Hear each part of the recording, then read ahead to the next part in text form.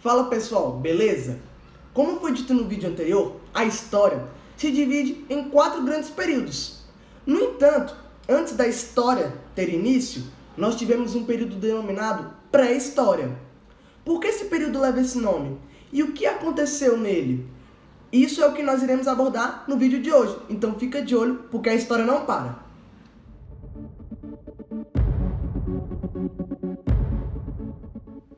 Então vamos lá, pessoal. Vamos ver qual é a definição de pré-história.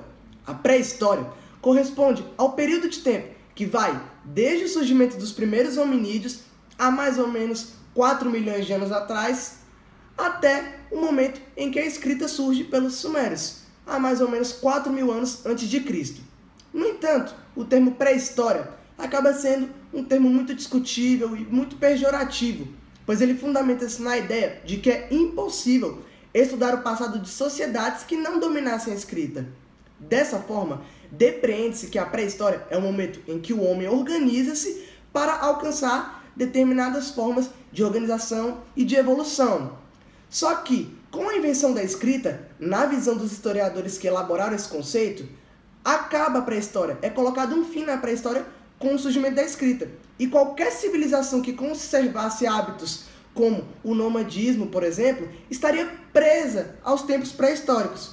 Ou seja, esse olhar acaba abandonando um vasto universo que nós poderíamos estudar. E, na minha opinião, tudo é história, porque nós não podemos desconsiderar as pinturas rupestres, a tradição oral, entre tantos outros meios de se estudar a pré-história. Então, pessoal, esse período da história se divide em 3 partes. E eu vou falar sobre cada uma delas nesse vídeo. A primeira parte é o período paleolítico, também conhecido como a Idade da Pedra Lascada. Quando nós tomamos à mente nossas lembranças de criança sobre esse período, você deve se lembrar sobre os homens das cavernas, não é mesmo? E de fato, os homens das cavernas existiam. Além disso, as mulheres também habitavam as cavernas e desse modo eles passaram a constituir famílias em volta das próprias cavernas. Mas por que nesse local específico? Para que eles pudessem sobreviver. A pré-história era um período de sobrevivência, eles lutavam para viver. Afinal, eles estavam expostos a diversos perigos que ali habitavam, como, por exemplo, os animais pré-históricos de tamanhos inimagináveis hoje em dia, não é mesmo? Além do mais, o domínio de um certo elemento revolucionou para sempre a história da nossa humanidade. Que elemento é esse? O fogo. O domínio do fogo possibilitou que eles pudessem não só afastar esses animais perigosos, como também eles pudessem cozinhar os alimentos, cozinhar carnes de animais, para que eles pudessem se alimentar e, consequentemente, sobreviver. Além do mais, eles caçavam os animais terrestres e pescavam os animais aquáticos, pois essa era a forma de vida que eles levavam no período. Além do mais, e isso é muito importante, os homens e as mulheres do período paleolítico eram nômades. E o que isso significa? Eles simplesmente não se estabeleciam em um local fixo. Eles andavam de um lugar para o outro e passavam a habitar esses locais de forma nômade, ou seja, eles não paravam nunca, eles ficavam correndo e habitando vários locais. Por falar em nomadismo, nós chegamos em um outro tópico que é muito importante abordar. Você sabe como chegaram os primeiros hominídeos aqui nas Américas, onde nós moramos? Se não sabe, pode deixar que eu te explico. Os primeiros hominídeos saíram do continente africano. Então, querendo ou não, todos nós somos oriundos da África. E por isso muita gente chama a África de África-mãe, porque nós saímos todos de lá. Então, quando os primeiros hominídeos saíram daquele continente e atravessaram toda a Ásia, o planeta acabou passando por um resfriamento, também conhecido popularmente como a Era do Gelo, não é mesmo?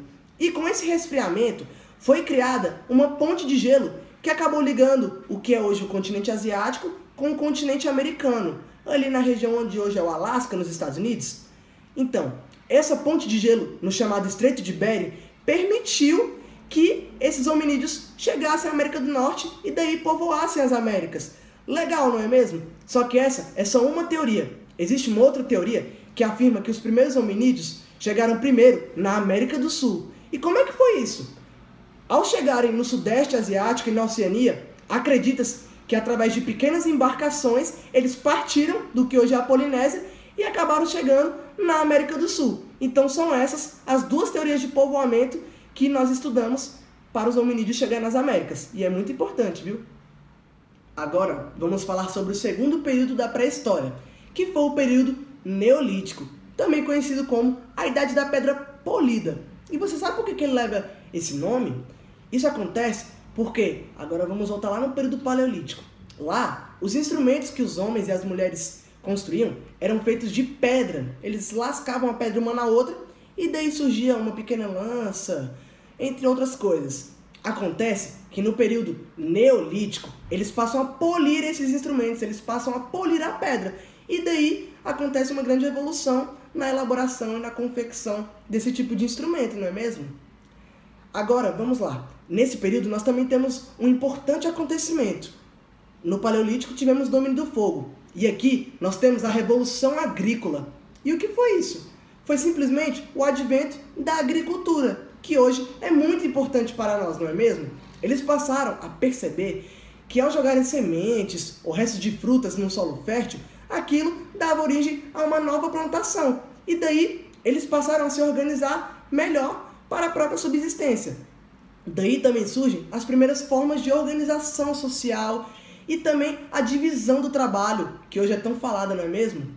E com isso também surgem os primeiros aglomerados populacionais, pois eles passaram a se unir em volta dessas plantações, desses rios, desses solos férteis. Além do mais, era necessário que eles domesticassem os animais. E com isso, com esses rebanhos, eles também se organizaram melhor na sua forma de produção e na sua forma de vida no período Neolítico. Agora, vale lembrar que, diferentemente do período Paleolítico, eles se tornaram sedentários. Sim, sedentários, pois eles passaram a se estabelecer num local fixo. Eu não disse que eles formaram aglomerados populacionais? Então, com isso, eles passaram a se tornar sedentários. E agora, por fim, chegamos ao terceiro e último período da pré-história, a Idade dos Metais, que leva esse nome justamente em alusão ao descobrimento da fundição dos metais, ou seja, a metalurgia dava os seus primeiros passos nesse período da história, e isso levou a um consequente abandono dos instrumentos de pedra. Por exemplo, armas, escudos, machados, que eram utilizados para defesa e também ataque, passaram a ser feitos de metal e não mais de pedra, o que foi um grande avanço, não é mesmo? E além disso, elementos como o cobre e o estanho foram descobertos e amplamente utilizados pelos povos desse período. E olha uma aulinha de química aí para você. A ligação metálica entre o cobre e o estanho, eles descobriram que dá origem ao bronze, e o bronze também foi largamente utilizado.